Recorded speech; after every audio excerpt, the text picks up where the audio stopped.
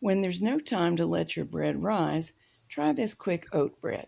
This can be used for sandwiches, just as a yeast bread can. You can grab a screenshot of the written recipe at the end of the movie.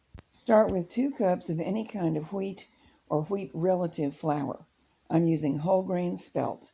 Then a 1/4 cup of old-fashioned oats and 1 scoop of protein powder. 2½ tablespoons of chia seeds, and this is one thing that makes the loaf hold together better. 3 teaspoons baking powder. I've had a bit of trouble finding a reliable baking powder, and lately I think Hain is doing a very good job. Salt to taste. We grind our salt fresh, so I don't have a teaspoon measurement for you, but I used 10 grinds in case that helps.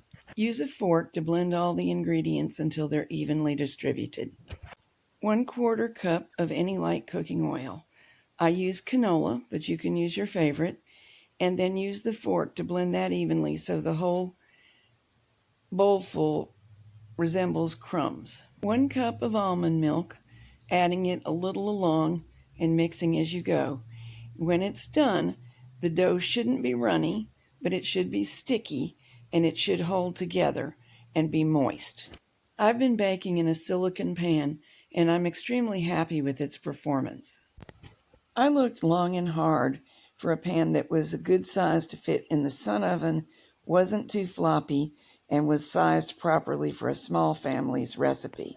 And this is what I settled on. We only preheated the oven for a few minutes, so it was 210 when the loaf went in. It rose very, very quickly because today's bright and sunny, and I took it out less than an hour later, at which time the temperature in the oven was 325. Not much less than an hour, about 55 minutes.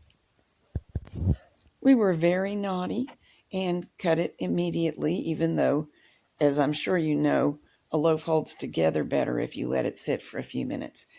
Here's the written recipe. If you don't want to add protein powder, you don't have to. Just make up the volume with more of the flour. It's about a 1/4 cup, a scant 1/4 cup in the scoop that I use. Based on the information on the packaging of each ingredient, here is the protein and net carb status, which is what we keep track of in our household. Protein and carb contributions from each ingredient are totaled at the top, and on the bottom line is what a serving that is 1/8 of the loaf amounts to. Of course, this will vary slightly based on your specific choice of brands and ingredients.